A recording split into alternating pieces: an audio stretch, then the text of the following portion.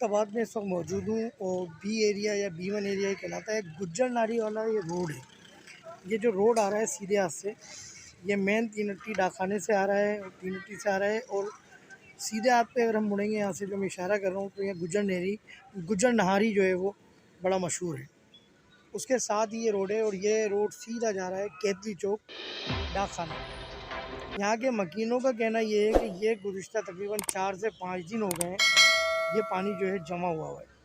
पानी की रंगत देख के आपको अंदाज़ा हो सकता है कि पानी किस कदर काला हुआ है, कितना जहरीला पानी हुआ है। ये जितने दुकानदार आसपास बैठे हैं सारे दुकानदारों की जो इस वक्त रोज़ी रोज़गार बिल्कुल एक तरीके से ख़त्म हो चुका है। इसी तरह अगर हम यहाँ के दुकानदारों को देखेंगे तो यहाँ के दुकानदारों का भी जो रोज़गार है वो तकरीबन ख़त्म हो चुका है। जब भी इस किस्म का कहीं पर भी जो गंदगी फैलती है या विलादत फैलती है, यहाँ इस कदर बदबू है कि मुझसे बात भी नहीं की जा रही है।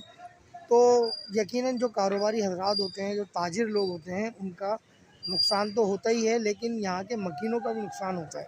अब जो यहाँ के मकीन जो रहते हैं, जिनके घर हैं, वो किस तरह आते जाते होंगे उसका अंदाज़ा आप बखूबी लगा सकते हैं। ये वीडियो इस वीडियो को शेयर करना अगर ज़रूरी समझते हैं तो इस वीडियो को शेयर करें।